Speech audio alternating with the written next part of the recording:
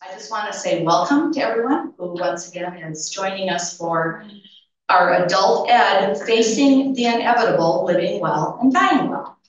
And I'm going to say one aside as a family, our daughter is 41, her husband is 42. And since I've been concentrating on all of this, I said again, I've been thinking, I know they have a will, I know they have angry guardians, but I go, I bet they don't have 5 wishes completed about what happens if they're playing going to Costa Rica this week, crap. So anyways, I'm gonna wait till after they get back to have a visit. So just want to open with a prayer. God, thank you for St. Luke, for this community of believers. Thank you for this morning. This group being willing to talk about some hard stuff and some of the real stuff. And just want to, again, thank you for this space. In your name, amen. Yeah. I'm going to introduce 2 very special people from our own congregation, Don Davies and Connie Branson, and we're going to give them about a half hour, 25 minutes to just share about the Legacy Focus Group. Don's going to focus, and then Connie Branson about the columbarium. And after that, we'll go into the 5 wishes. So welcome, Don and Connie. I didn't want to sit back there without referring. So good morning. This is for me it's a continuation of last Sunday, I guess. Yeah, now we get into a little deeper dive on the Legacy Fund. So just I want to give you some history, and the handouts are a combination of the history, and I hesitate to hand out handouts because then everybody goes like this, right? So you can do that, but I'm going to be highlighting some of the stuff here. The Legacy program was established as back in 2010, and it came the initial send off of the program. This was the brainchild of Mark Wellnagel back then. And on November, November 10th, I think it was, I've got the history here. November 21st, 2010, Mark preached on this idea, and this is his sermon from that day. And I want to quote something here from the sermon, and it was called "The Legacy of Thanksgiving, the Legacy of Hope." And in this, he gave a lot of personal episodes of giving in his family, back to his grandparents and forward through him. But a couple of quotes from that. This program offers us a way in which we can look to the future work, outreach, and ministry of St. Luke through giving above and beyond our financial commitments and pledges to the annual budget. It lays before us an opportunity to create a legacy here at St. Luke for keeping our commitments and working for a world of peace and justice, care and healing. It opens the door for us to consider how each of us, either during our work lives, in our retirement years, or in our end-of-life financial decisions, can carry on the great work and outreach of this church. I have a hope for St. Luke. It's a wild hope, full of dreams, a hope overflowing with possibilities, a hope of challenge, daring, a hope of deep belief. My hope is simply this, that some of you, no, dare I say many of you, will go home, and in the days and weeks and months and years ahead, you will ask yourself, how has St. Luke nurtured me, changed me, challenged me, or transformed me? And how can I, in thankfulness, because of the commitments and joys that have come to this community, provide a means long into the future for others to be moved, uplifted, changed, and renewed as I have been? So, from the words of Mark Wellnagel. So the program was begun. I've given you a history of some highlights. I do want to talk a little bit about just the structure of the Legacy Fund. This was established, as the history says, with the Bob Stroud from back in 2008, actually, an undesignated gift to the church. That was the genesis, seed money, if you will, for legacy fund. And you can see in the accounts there, we brought in the scholarship fund from that had been a long time going. I think that goes back into the 60s. Actually, this is the original scholarship fund. That was brought into the legacy fund more for administrative purposes. When Mark, and this was the original legacy group included Wally Faster, for example, and he and I and Mark and others put together the legacy program, which goes on for about 4 pages here. But basically, there's a structure that talks about how a program is managed, and that's done through the legacy focus group, which includes Connie and myself, Sue, Randy Schumacher, Garrett Winders, and Steve Warner. And we meet several times a year and talk about a number of the areas and money's coming in, promoting it in situations like this. And then Sue is also responsible for a subset of the legacy, which is the scholarship. And there'll be other discussions of that. The other thing I want to point out is you'll see at the bottom of the history side of this, the size of the legacy, the activity in the legacy fund, which has been substantial over the years. This is just 10 years of that because it couldn't say any more about it. But you can see that with the start at 2014 of about $210,000, this fund now sits at $434,000. And the question came up last week, well, are we spending that? And you can see, yes, we have been spending it. There are other things out that we are looking at for this year, for example, for things that could be done. But the legacy gifts from the states have been obviously very helpful right along. And if you turn the page, I want you to look at the legacy focus, the fund focus groups, or I'm sorry, focus areas. We provide the opportunity for legacy gifts to be directed or to be undesignated.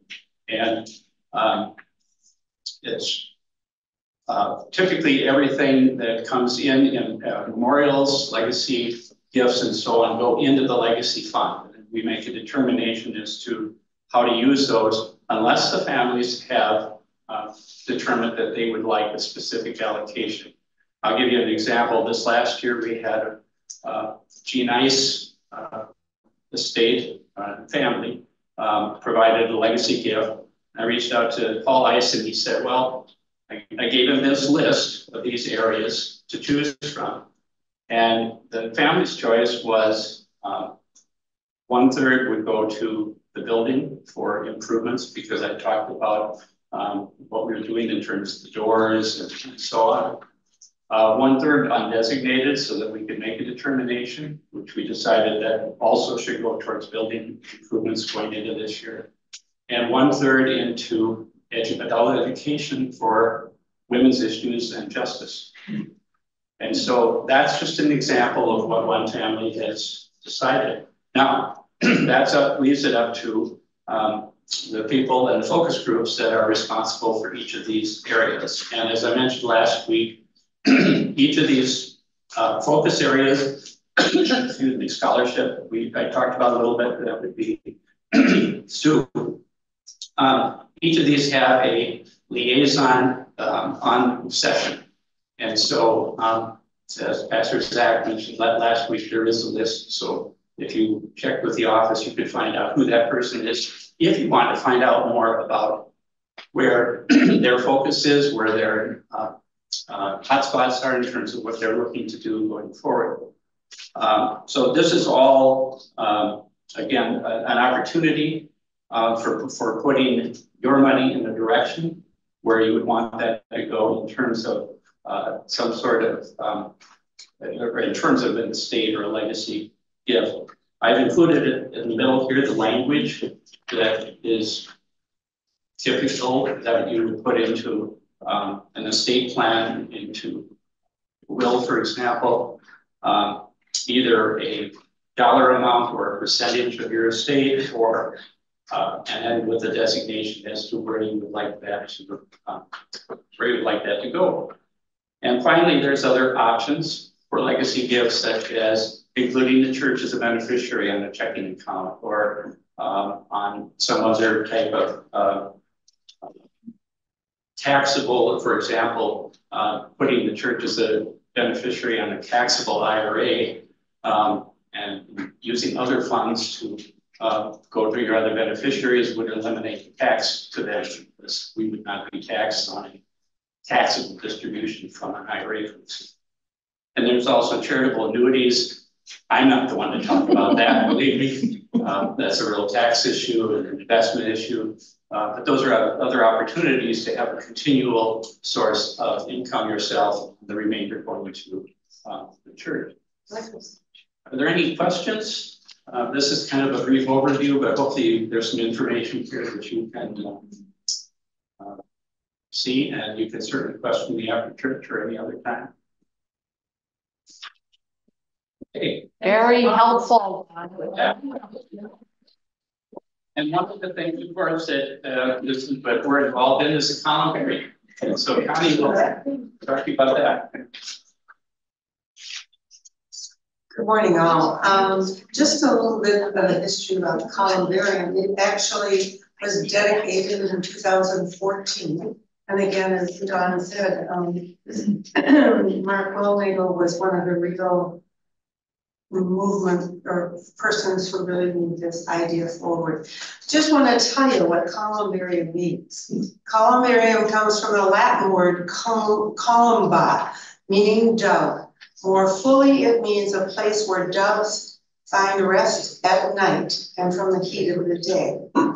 When Christians relegated to the catacombs in Rome began using cliffside niches to seal away ashes of their faithful who had died, the term columbarium took on its present meaning: sacred compartments for storage of cremated remains. So that's what columbarium means. And as I said, it was dedicated in 2014. There are I brought lots of little things for us to see. And if you're interested in the columbarium, I brought some of the forms, the policies of it. So there's some here. I can have more printed if people want more. The cost of the columbarium for a whole niche. A niche is one of the openings in the columbarium. And there can be the cremains of 2 people in each niche. People always ask me what those are like. This is the brass box that gets engraved and the cremains go in that. Once you pay for a niche, for a whole niche, that's $2,200. That's total cost. Nothing else. You aren't going to be charged anything else. So it's a pretty good deal, I think. And for a single person to be in a niche, it's $1,250. That includes the engraving on the side of this, that includes the engraving on the granite piece that's there. The other thing that I brought that people like to look at, this is a mock-up of our niche. It is in the office behind the door that goes in, and it's usually there. Sometimes it disappears and we have to look for it for a while. But these are the people who have prescribed to the niche. It is about 2/3 subscribed. You can see that the top 2 rows really are full. The 3rd row is, getting there. So those are the people who have signed up for the columbarium. And you can look at that anytime, or we can print off a form for you if you like also. So that's there. I should have told you that there are these little brochures that talk about the columbarium. So if you want to take one of those today, you sure can. And the columbarium is meant for certainly members of St. Luke, but there have been lots of people who have been participants in St. Luke for years, financially and otherwise, and they certainly would be just fine to be part of the columbarium.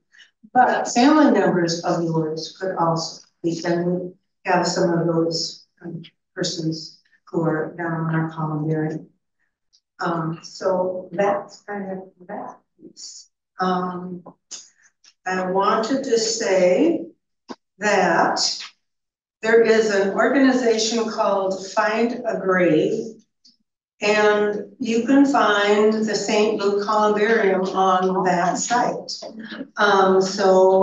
And I think there are other organizations too that people have talked about that will talk about the people who it's like an obituary that's done online. And I think people have said they have added pictures to that and comments and that kind of thing. So it's something you might want to take a look at if you have a loved one that is their remains are already in the columbarium.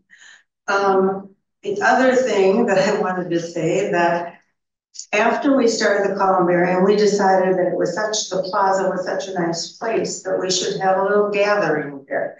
So we do that annually, and we have a hard time knowing what to call it because we don't want to say happy hour at the columbarium. It doesn't sound good, but we do. So it's usually something we didn't do it during COVID, obviously, but it's sometime during the summer. Invite the people certainly who have family members or friends who are there, but also we invite anyone in the congregation who's here who would like to attend. The Columbarium Plaza, you all know where it is, I think. It is meant to be used. I love it when people have meetings or little gatherings out there after church or whatever. And sometimes in the summer we have, our coffee hour afterwards. We might have that kind of thing outdoors too. And with the addition of the path that comes up from the lower parking lot, it's much more accessible to everyone. And that was done with intention that that the grade is low enough that meets accessibility requirements, so wheelchairs and walkers can be used pretty easily. Now we've had a little trouble with trying to get things to grow on, but the attempt has been made to put wildflowers on it, and we did lots of planting last spring, and of course it was a dry summer, but we're real hopeful that maybe once we get this moisture that's coming in the next week that we'll see things popping up, and we will replant some things. And the sod that was put down is now there for thatch. I know it doesn't look very nice right now, but it does hold the hill from washing down. So bear with us, we're trying to work through that. And we did also have the fencing around the HVAC. We did have that beautified a little bit, I think, by putting in those wooden slats. So it isn't so terribly obvious that that's fine. So those are the things I want to say about that, but I know there's often questions about the columbarium. Do you have any? I'd just like to add a comment. I had my husband's body donated to the medical school and did not ask for the ashes to be returned to me. And then someone on the committee told me, since I had an age, that I could opt to have one for him too, even though his ashes are his. And if I wanted to choose a memento to put in there, which I did, his name is still engraved and so on. In this case, across his parents gave him no ashes. But anyway, I thought that was really cool, and I hadn't known that. Yeah. She's saying that Dick's ashes were cremated and she didn't retrieve the cremains in order to have them placed in the columbarium, but we do have a couple of in memoriam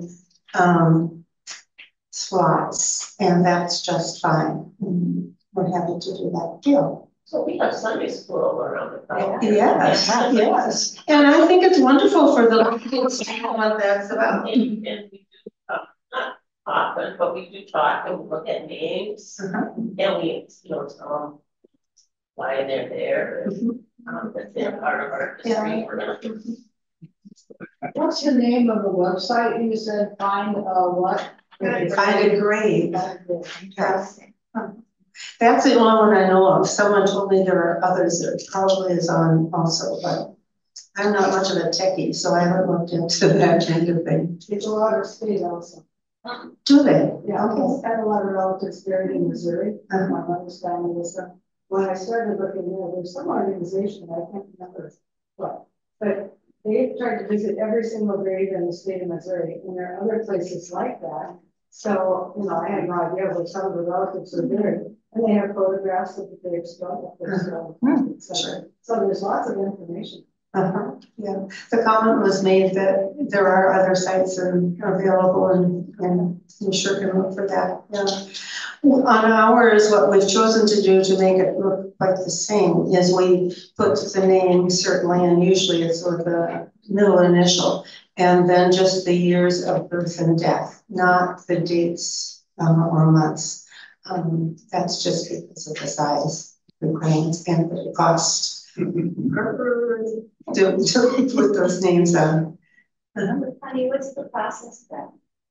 Somebody dies, sure. And, That's kind of up to the family. Usually somebody calls me and then I reach out to the family and say, I'm here to help you in any way you would like. First of all, I just get the information to have the name and year of birth, so I have those. And then I will take this to the engraver to be done. And then sometimes I have given it to the family and they take it to whomever has done the cremation. Sometimes I've taken it to a mortuary. I took it to the YZ mortuary for one family. Sometimes I know that the Faster family took that to the cremation society and had them fill it. We sometimes fill them. People come with the box that the cremation society or whomever has given them, we can fill it too. So whatever is done. I or somebody else opens the grave site or the niche area the morning or day of the review and the service. And then it's just closed whenever the family likes. Some families like to have the box and on the communion table during the service. Some have chosen to have their family have a little time alone before the service or after the service, or sometimes just annual time. I know with Carolyn Cuthill, Bob and his family just had a nice little gathering outdoors in which one of our ministers was there and I was there to open and close the finish. So it's whatever the family would like. Hopefully. Anything else? I think it's a good deal, but this is kind of a Debbie Downer question, but knowing the future of the Protestant churches, what happens if there's no more St. Well, there's a policy for that. If it falls into another church, that whole columbarium can be picked up and moved. But we would let the families know at that time that that was happening. And they could have the niches or the little boxes back if they chose to do that. Or the other thing that I think, if something like that happened, could be, is, that we have Groveland Cemetery right next to us, and there's no reason that perhaps we couldn't buy a plot and the whole columbarium could be placed there too, if that was the wishes of the congregation at that time. But Don's legacy programs prevent that from happening. Of course, it is. Together. So we're available to help you in any way that we can in this kind of thing. If you have any other questions, give me a call, or anybody else on the committee. basically no. And I do have some forms here. I will tell you there's one mistake on it because I just had them redone, but we can fix that. Thank you, Connie. You're alive. Okay. Wow, great to have two internal great speakers. Okay.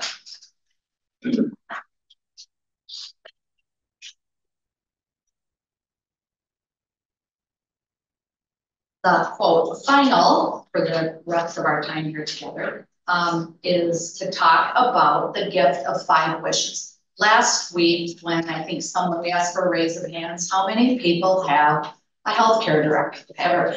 The majority of the people sitting in this room all, raised their hand. And I thought, well, then maybe this is preaching to the choir, I guess. The more I've looked at this gift of 5 wishes, I'm going to ask Evelyn to hand out kind of the summary there. Just that for now. And then another form, which is no, 5 wishes. Oh, yeah, I think we're doing that. Just taking more than one per time. Yeah.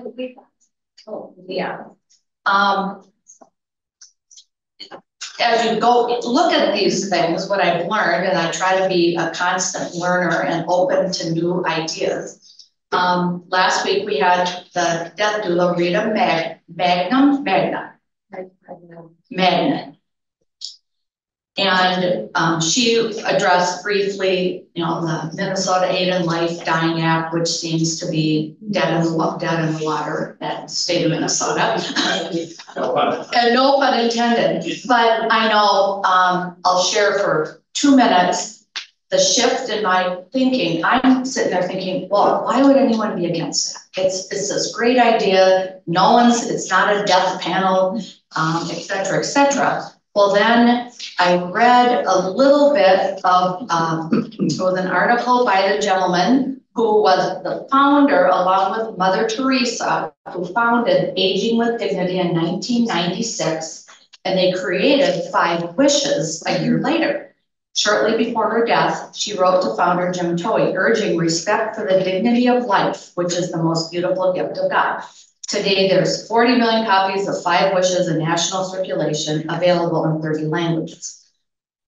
The take to that is, we also heard from compassion and choices. And I thought, well, why are these people fighting this? I read a very lengthy article about it when the Alzheimer's Association decided to form a partnership with Compassion and Choices, promoting these medical aid and dying, legal things. The outcry from the Alzheimer's Association members said, wait a minute, you know what this is going to lead to? My mom has Alzheimer's, and this death panel is going to decide that it's time for her to go. And it was a huge issue. And the groups, there's 10 states that currently have this approved medical aid and dying. And of those 10 states, it's been stuck there for a long time. There's a very vocal group against it, and that is people presenting minorities, the very poor, and this is going down a different path than what my head was going. So you have a child or a sibling or a parent who's on Medicaid, and all their aid is being paid for, their healthcare is being paid for by the world of taxes. What's to stop a group from saying, well, we're going to just clean out, we could use that income going elsewhere. I'm planting that seed. It was just it. So Alzheimer's Association stopped their promoting of compassion and care. So it's my niece, who's a lobbyist at the state of Minnesota, she said, Sue, there's so many layers to this. And it could take a long time to pass. But I was not aware that there was this active group saying, we can't do this. So it's always good to learn a little something. How many, I know some of you, I ordered 25 copies of this. The church has paid for these. Evelyn, maybe if you're willing to share with someone, because some people have taken them. And this is This is the actual document that goes through the wishes, and I just want to summarize a little bit about this. There are practical steps to make your wishes known and honored. And then another follow-up step, kind of like when Evelyn said, you can write your legacy letter or think about it, but if you don't do it, nothing happens. You really need to communicate what your wishes are. I think of, like most people with a serious life-limiting illness, you want to be at home in the company of loved ones, free from pain, and in control of the care you receive. That would, if you listed the 4 things. The reality is many people in the last year of life experience unwanted and often unnecessary hospitalizations. The majority of people, even those who are seriously ill, have not talked about or written down what their wishes are. And many people are referred to hospice in the final hours of their days or life. Why does this happen? End of life in our society today is often treated only as a medical moment. People avoid talking about end of life. Even if they do talk about it, very few people write down their wishes. And often people will receive care that they don't want, especially if there's a family member that says, and this happened in my family with my father. My mother, he was only 65, he had liver cancer. And he wanted to do the DNR, when it's time. She said, but Dad, what if they come up with a cure? What if they come up with a cure? And there was 5 siblings. I still remember us sitting down in my parents' basement. And it was a really kind of a gut-wrenching thing. Now at 66, they hadn't talked about any of that. My mom was only 59. So I think what this 5 wishes does help a family and an individual do is to talk about some things. It's easy to use. It's written in everyday language. It may promote peace of mind for a family. It can help a family avoid guessing and feeling guilty. It will let people know what you want. It allows you to express personal, emotional, and spiritual needs along with the medical wishes. It will help you facilitate discussion of wishes with your family and your doctor. And it clearly tells the doctor there may come a time when comfort care is what is wanted. Ken and I just had a visit this last week. We're looking into, do we need a trust? I informed our daughter, there's no inheritance tax in Minnesota if your assets are under $3 billion. So I said, don't worry about it, Erica. But I asked about is the 5 wishes. She said, oh yeah, it's legal in Minnesota. It can be and it does, we're one of the states that accepts it. It just needs to be witnessed. It does not need a notary. So those of you, if you want to open, a lot of what I just covered is kind of in the first couple of pages, but on page 4 is wish number 1. I think many of you probably have a separate, your power of attorney for your healthcare. If you have a healthcare directive, you may have already done that. And, but this could be a supplement to getting into some personal wishes. Who is your healthcare agent going to be? Then it really addresses, as did the attorney we talked to, a lot of people, you have no trouble coming up with that first person. Well, what about a second person? Or what about a third person? And you obviously would want to talk to them about it if they're willing to be named in here. But they have to be at least 18, unless you're in Colorado, they have to be 21. And, it just is something on here to ask those questions. Then on page 5, I understand that my healthcare agent can make healthcare decisions for me. Cross out anything you don't want your agent to do. So when Ken and I look through this, it's very simple. Here's 10 bullet points. Well, is there any of these things you do not want your agent to do? I'm looking at authorizing or refuse to authorize medications to help with pain. Just going through this with my brother, he was in hospice and he had given me and his son, we were healthcare directive agents. The nurse came, we realized it was at the end and she goes, well, I can call the doctor instead of giving him morphine as needed. We can give it to him every 4 hours. because they knew he was nearing, and she could see, a nurse can look. And I thought, well, are we killing him by giving him morphine every 4 hours? We didn't think so, but what if I said, no, I don't want the person. My belief is, if you're gonna make this person your healthcare agent, let him be your agent, but there's a lot of things to cover. Then be sure you tell your family, what if you changed your mind? You suddenly have a rift with that person, or that person may have passed, and you might not be thinking, oh, wait a minute, they were my healthcare agent. You can revoke this. You've given it to your doctor, you maybe given it to your family member, and it can very easily, it says, write the word revoke right across the name and sign your name. So that's wish number 1. Wish number 2 on page 6 and 7 talks about my wish for the kind of medical treatment I want or don't want. What does life support treatment mean to me? And if you read in that paragraph, any medical procedure, any device that will help me breathe, water, food, surgeries, blood transfusions, antibiotics, it lists all of those things. In a discussion had with some good friends who had a mother who was in and out of the hospital with the infamous UTI, urinary tract infection. Now this sounds really silly, but she goes, I don't want my mother to die from a UTI.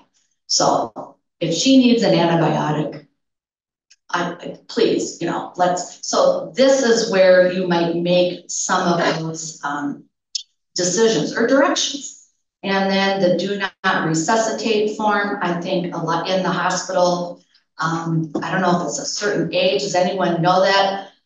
It seems like it's always elderly people that they ask. Anyone had a child in the hospital? Was seriously ill? Okay, Evelyn? 40. Is that something that the medical people would say, do you have a DNR? Yeah, and okay. You asked her, you said, you get to make a decision.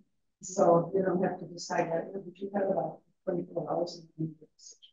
Okay. Because it turned out she got a couple of months later anyway, but she had a chance to think it through herself. So Evelyn said that they did address that with 40-year-old daughter. And that's a whole different problem. yes, yeah. I think they still do it though. You think they will ask the parent. And on page 7, there it lists, are you close to death? The coma. Every time a story comes out of someone who awoke from a coma of 20 years, and I've heard people say, well, see, that's why I don't want to, DNR on mine. And we've seen cases where they moved a patient to another state, right? Because one state says, no, it's time, or brain damage. So wish number 2, just what kind of medical treatment do you want or do you not want? And okay, wish number 3, how comfortable do you want to be? I would like Rita Magnum to be there giving me massages, etc. But here again, if there's something you do not want, you might not think all these things. And maybe when you're healthy and sitting at the kitchen table with a glass of wine, you're kind of go, well, but there might be some things right away that you go, no, I don't want that. I don't want to be massaged. I, don't need a cool moist cloth on my head.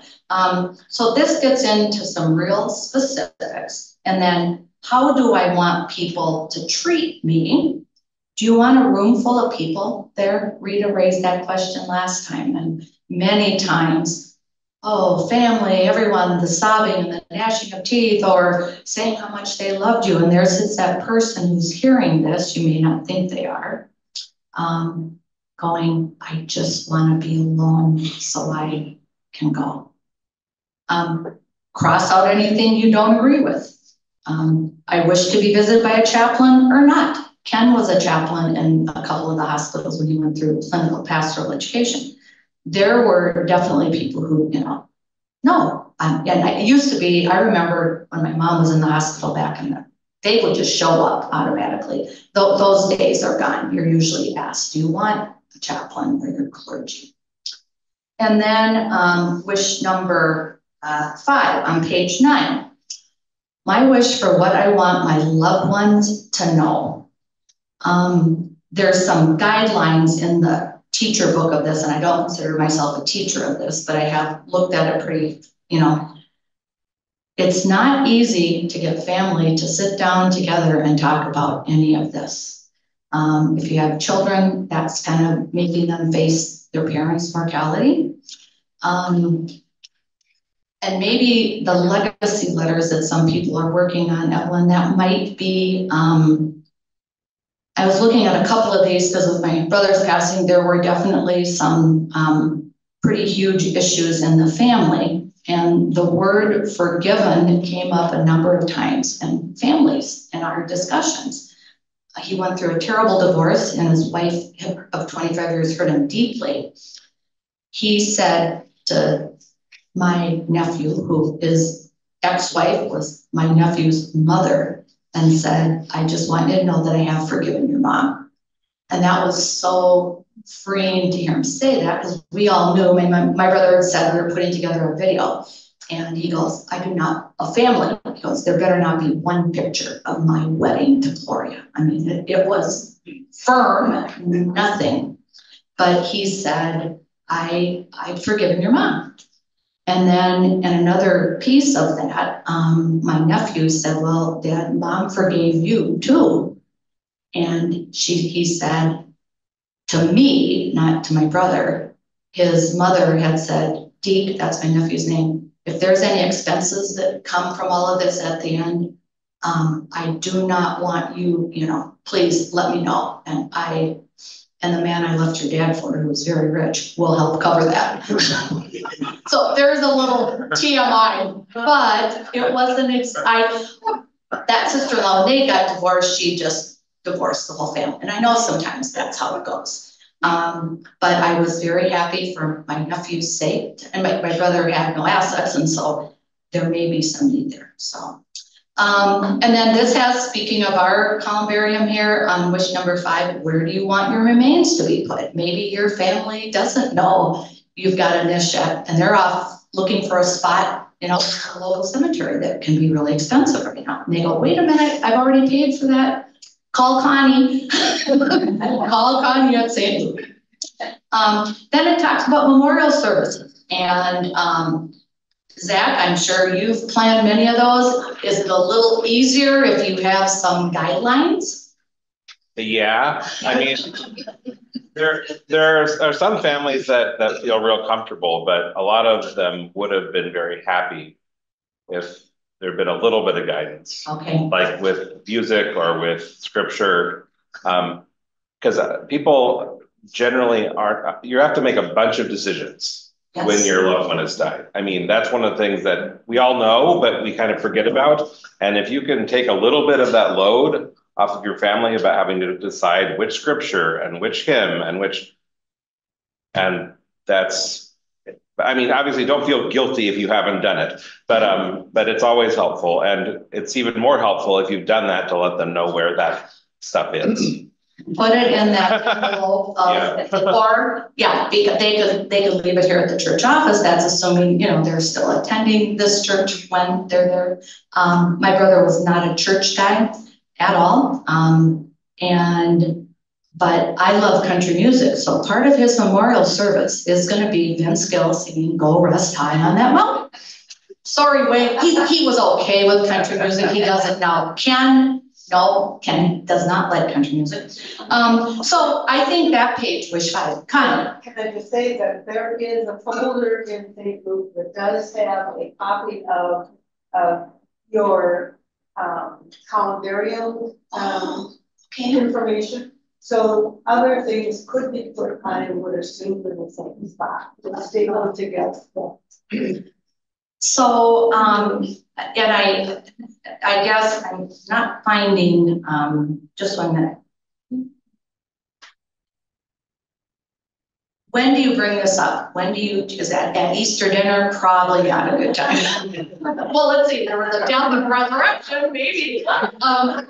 But just, plant that seed, say, we're doing some planning, and I'm sure many of you have done this, and let's sit down, and just talk about this. And I think this could go almost in conjunction with, maybe you've completed your healthcare directive, and I know Evelyn and I have talked, because my brother was living in 55 plus senior living independent for 6 days, but I'm sorry, it's fresh in my mind. Evelyn and I talked, there's something called a pulse, which I've never heard of before. Any of you in this room know that you have one of these completed? I see 1 hand, 2 hands. Your nurse, it's called Provider Orders for Life-Sustaining Treatment. This is usually for a person who is pretty seriously ill. I'm gonna just pass these around if you wanna grab one. And I know Evelyn said where she lives, most of you that live there we were told by my brother's apartment building, please, and this is a Minnesota form, it's nothing to do with 5 wishes. Have this on your refrigerator. When we called 911, the night that he went into the hospital and passed 5 days later, the first thing those EMTs asked us was, does he have a pulse signed? And the palliative care doctor from the line had sat down with all of us, and it has to be signed by a doctor. I don't know that to say does the average person need one of these, it opened up the possibility that, well, it might not be, it's very simple and it's pretty straightforward. So, and then finally, what do you do when you've completed the 5 wishes? On the page 10, just 2 witnesses. Ken and I used our very best friends. I'm trying to see if it says if this can be, it cannot be your relative. It cannot be a child or a sister. And it lists the things that need it. Minnesota does not require it to be notarized. Then it says make sure you sign it. It is legal and valid. They recommend that you keep the original in a special place with all your other things. Don't put it in a safe deposit box, because who can get in there unless you have someone who has a key. And there's a little wallet card, it's on the bottom of page 11, that you fill out and put in your wallet next to your University of Minnesota anatomy request form, because Ken and I just did that. And then if you know you're going into a hospital or a nursing home, bring this. So that's the basics of 5 wishes. I'm not recommending it. It's just something to think about as a supplement too, because it touches on a lot of touchy-feely things that doesn't, that a healthcare directive doesn't. And maybe you paperclip this and have it, behind your other legal document. Any questions, Evelyn? I just have a couple of comments. Should I just start in my Yes. And you don't have to repeat everything. So I've been reading some information from Compassion and Choice, and they do raise a few good issues, and one I was already aware of. If somebody calls 911, let's say a collapse on the street down here at Lake Street, they are required to try to resuscitate you regardless. And if you have a DNR, too bad, they don't have a copy of it. So if you have a pulse, that is a doctor's order. Now, when I'm going to talk to my doctor who I saw in a couple of weeks. Put your hand on top of your hand. And typically, well, I don't know, my doctor is reluctant to sign a pulse until you've got some kind of a problem. But, I live in a senior residence. People drop dead, not anything. But oftentimes, a heart attack or something that strikes fairly rapidly. You don't have time to say, oh, by the way, doctor, could I please have a pulse, please? So if they come, they have to try to resuscitate you. And whether you have a DNR or not, they're not going to see that. And, examples abound of how somebody was taken to the hospital ER and they're put on, ventilators and PEGs, et cetera, et cetera, et cetera. They didn't want any of that, but they didn't have anything legal to show anybody at that moment in time. Now, if and when I get a pulse, I'm going to have one of those medical bracelets made, because I do not want to be kept alive and resuscitated, under the circumstances. So that's one thing to consider. And like when Dick went in the hospital, they asked me, or maybe I volunteered the information, that he had 5 wishes. And they said, oh, could you bring us a copy? And I said, certainly I will do that. And my doctor has a copy and so on and so on. If you revise it, they need to have new copies and tell them to destroy the old copies. So, and there are many forms that are similar to 5 wishes. You just look online and, you know, all kinds of stuff. So anyway, some things that I didn't know before.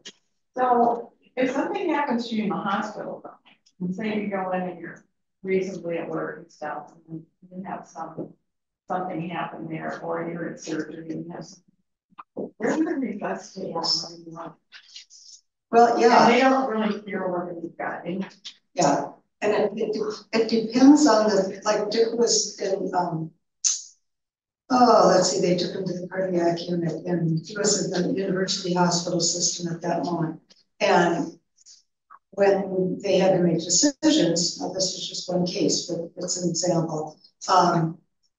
Do you want us to continue we're setting some medication to his heart to keep it beating, et cetera, et cetera. He'd be on a feeding tube. And I said, no, we've talked about it up one side and down the other for years. Our children are all on board. No extraordinary interventions, you know. But you were there, competent and able to answer that question. Exactly. Yeah. But if something happened in surgery, yeah, you're not there, and right. They just go ahead and do it. Yeah, probably. Yeah. Because you're going to err on either side. Yeah, exactly. Yeah. So you can't, there's, I guess my point is you can't control it. No, you can't. No, right. And one other little piece that I was not aware of. Yes. Yeah, they mentioned if you're in a Catholic hospital, which is often the case, especially if you're traveling and they just take you. Mostly, I don't know if it's 100%, they do not honor other DNRs because it's their policy not to. So that's another thing. They're across. It crossed my mind when we lived in O'Neill, Nebraska, when Erica was born, and it was the only hospital in town. It was a Catholic hospital, and above all the beds, you know, the baby's life is what is important. And I was going to have a C-section. My doctor happened to be Presbyterian and went to our church, and I said, "Doctor, I have something to ask." He goes, he was pretty diplomatic. He goes, "No, I would say both of you, just so you know." Thank you, Dr. Raymond. I sit next to your wife in church. I'm in Bible study with you. It was a very odd thing, but he was, you know, it was the only hospital. But that kind of frightened me at the time. No, I was only 28. So I want to add one thing about the bracelet. Those of you, I think we all have cell phones. Yeah. Do you have the ICE in case of emergency? And that you put that in your contact and you call it ICE as a contact name. And then that, if you're in a car accident, you're by yourself, guess what? They can look at that phone. And you can have multiple, there's room, for notes, and there would be a good place to say, what you're saying, I can put in there, do not resuscitate me, don't, but they might have to do it, but I just made a phone call. ICE in case, and they all know that that's what that is. Any questions, Connie? Just a bit of humor. My sister was a physical therapist that when she was 75, she was going to have across her chest, DNR. When she got to 62, she said, maybe not. 75. It does change, I think. Yeah. Don't you? Yeah. Who used to think 70 was old? Yeah. If they call 911, you need our bracelet. Karen, I might defer to you. Do you know? Okay. If he called 911 and someone, and you have on your wrist DNR, you're describing a medical, would that stop the EMT? Probably not. Probably not. Yeah, it might. If you were there, it really depends when somebody's there consciously able to talk to them. Okay. But if not, and usually these things are pretty harried and pretty chaotic. Mm-hmm. And they want to do. Likely you're going to get. They don't want to be sued. What do you mean you didn't give him CPR? if you're the outlier of the family who doesn't agree with the DNR, you know. Because it's so frequent that families don't agree. No, that's right. They just don't. They'll be these people that are outliers that just believe that there'll be some cure come up in about 5 seconds. And I have heard of people who said, isn't a DNR similar to committing suicide? I'm saying, you know, don't resuscitate me. It was my mother. I had to have her pastor come in and talk to her and say, no, Ruth. I can say this. She didn't want to hear it from her son-in-law. She wanted to hear it from her pastor. You know, the other thing that happens too, and my husband has talked about this a lot, because he did he helped start that hospice, and that was like a long time ago. So many people changed their mind at the last minute. Yes. They have all the stuff laid out, and then they decide they don't want to die yet. Yeah, that's human. It's very common. I want to thank you all for coming on a snowy day. It has started to snow.